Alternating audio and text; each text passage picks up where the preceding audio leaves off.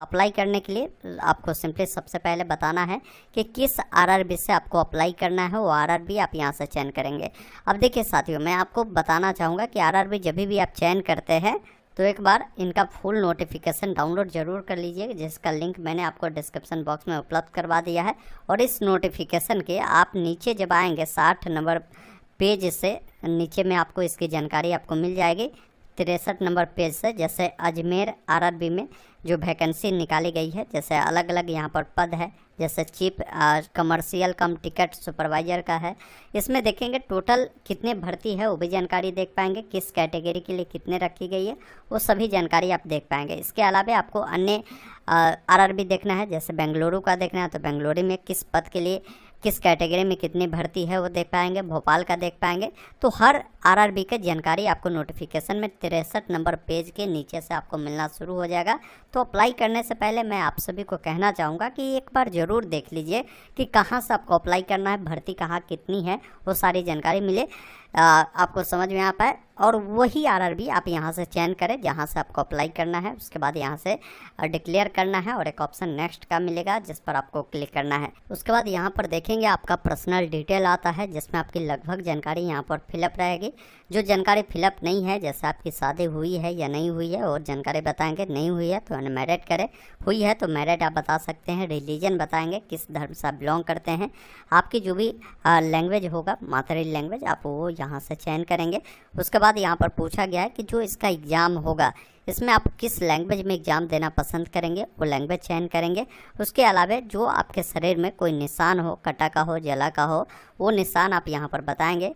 2 निशान पूछा गया तो एक निशान देना कंपलसरी है, दूसरा नहीं भी देंगे तो चल सकता है। अगर 2 निशान है तो दोनों निशान आप दे सकते हैं। उसके बाद यहाँ पर देखेंगे आपसे कम्युनिटी डिटेल पूछेगी, जिसमें आपको अपना कैटेगरी बतानी है। जैसे कोई मान लीजिए अनरिजर्व से आता है तो यहाँ पर अनरिजर्व चुनेगा। तो यहाँ पर देखेंगे अनरिजर्व वालों को कुछ देने की ज़रूरत नहीं है। वही अगर कोई मान लीजिए एससी कैटेगरी से बिलोंग करता है तो यहाँ पर एससी चुनेगा।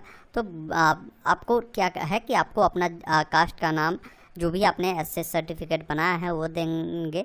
आपने ये सर्टिफिकेट कहाँ से बनाया है वो अथॉरिटी का नाम आप यहाँ से चयन करेंगे।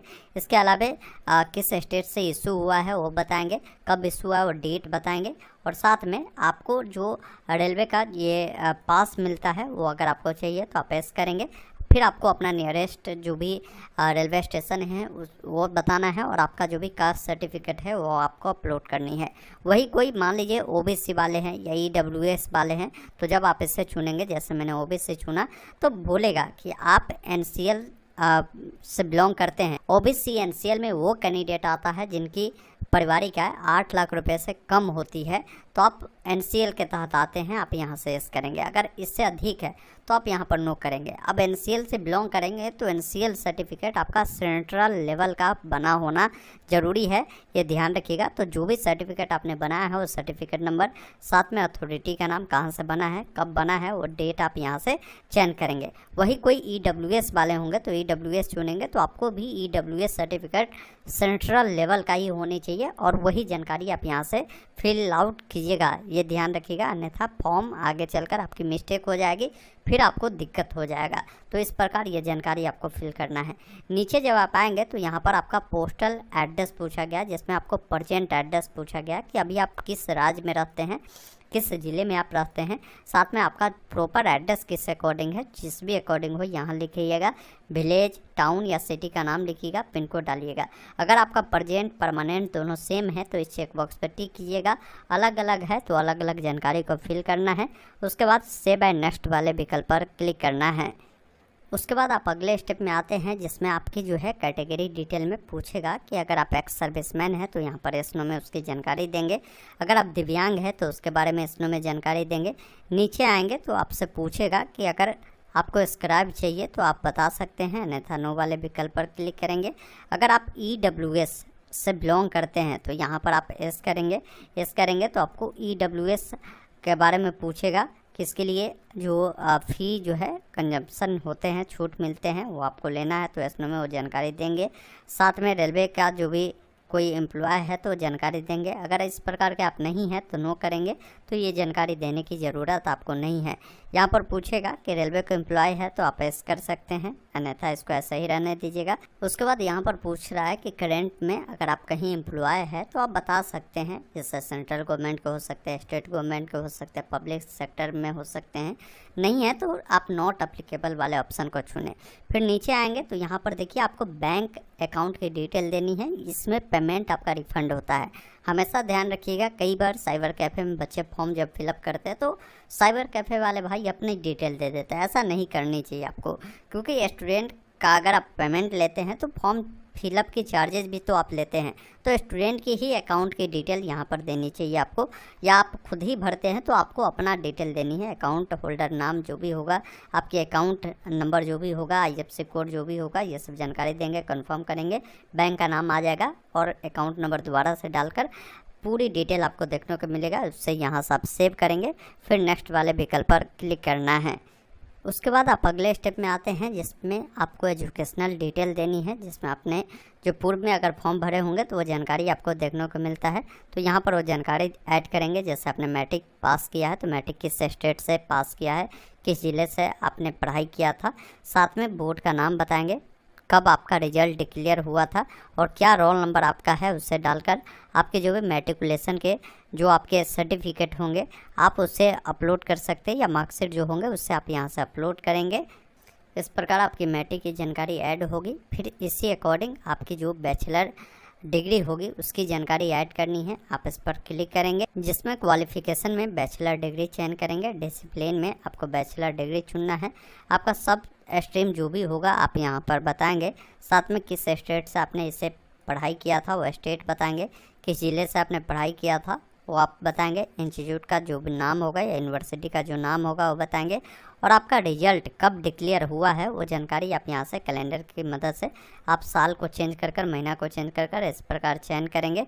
साथ में इसमें पूछ रहा है कि आपके पास अगर हिंदी इंग्लिश टाइपिंग का नॉलेज है तो आप यहाँ पर बता सकते हैं, इसका प्रेफरेंस दे सकते हैं, यस कर सकते हैं, अगर नहीं देना तो नो कर सकते हैं। और उसके बाद यहाँ से इसको पहले अपलोड करिए, जिसके लिए साइज बोला जा रहा है कि 500 KB में PDF फॉर्मेट में होगा। यहाँ से सेलेक्ट करेंगे, इस प्रकार सक्सेसफुल ये अपलोड होगा। उसके बाद क्या करेंगे, और भी डिटेल आपको ऐड करना है तो ऐड वाले विकल्प पर क्लिक करेंगे। इस प्रकार आपका जो डिटेल है वो ऐड होता है। फिर यहाँ पर आपका और भी क्वालिफिकेशन होगा तो यहाँ पर ऐड करने का ऑप्शन मिलेगा, आप ऐड कर सकते हैं।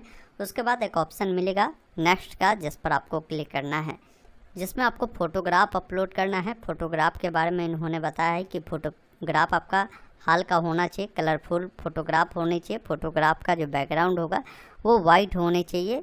6 महीने से ज़्यादा पुराने फ़ोटोग्राफ आप नहीं लगाएंगे। उसका साइज़ ये ध्यान रखिएगा।